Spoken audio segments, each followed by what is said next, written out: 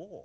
We said this in 1976 in my report, and the difficulty is, of course, with terrorism, you're fighting phantoms. Mm-hmm. Is it of such a magnitude that it changes the way we think about our personal freedoms in this country? We change so many things, like World War II, the U.S. entering World War II, people gave up their jobs and marched off to war.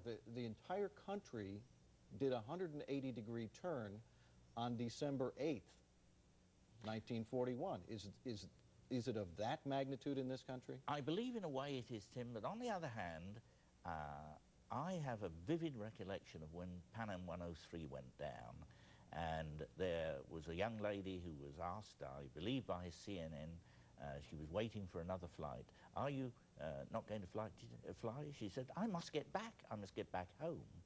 I think that after a very short while, this country will recover its sense of proportion and will realize that, devastating though this is, and particularly in terms of casualties, that this is really not Armageddon, and that we must be more vigilant. We must accept restrictions on freedoms that we have been reluctant to accept up to now.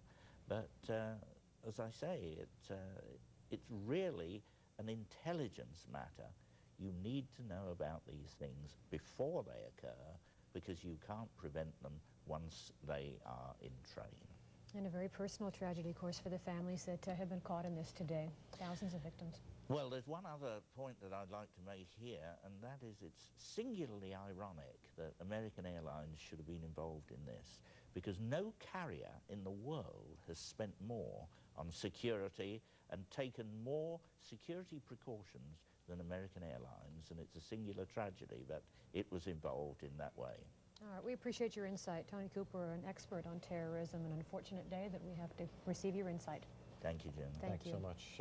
More going on locally and across the country. Let's check in with Steve once again. Tim, just a few things I want to mention, and then I'll tell you about what's happening with the Army National Guard. But coming up in about, 15 minutes, we've got another status report from DFW Airport. Of course, all planes are grounded, nothing coming in or going out from there. We're expecting to hear from DFW in about 15 minutes. 3 p.m., Dallas Police Chief Terrell Bolton, along with FBI Special Agent in Charge, will hold a news conference and talk about what's happening here locally, what the status in North Texas is, and what we need to be doing or not be doing locally. And of course, there's a lot of church services planned for our area, and a lot of worship services and all across the nation tonight. That is to be expected. You'll hear a lot more about those coming up as the evening progresses. Now, the Army National Guard in North Texas is right now on high alert this afternoon as well. Outside the Army Reserve Center on Northwest Highway in Dallas, the Hummers are lined up, blocking all the entrances to the guard offices. You see the videotape there. At the police station right next door, Dallas police are also using squad cars to block the entrances and exits to the police station as well. Now, you might wonder how we would react if something like this happened here. Dr. Paul Pepe of the Parkland Memorial Hospital Services, he's the head of emergency services, just got through talking with our medical reporter John Hamley about what type of emergency personnel action would happen in New York and might happen here under these kind of triage situations. Any kind of bomb immediately is a triple threat in the sense that it provides blunt injuries to the body, provides penetrating injury, and it causes burns. And even if you're not in that immediate area of a structural collapse, is also a danger, or falling debris.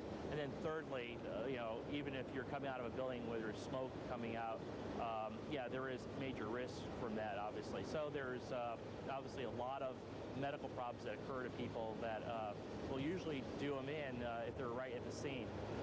The only thing that I can usually say about these events is that in my experience over the years of dealing with, casualty incidents of obviously lower proportion, but, of such serious nature, is that many people are killed outright, and then there are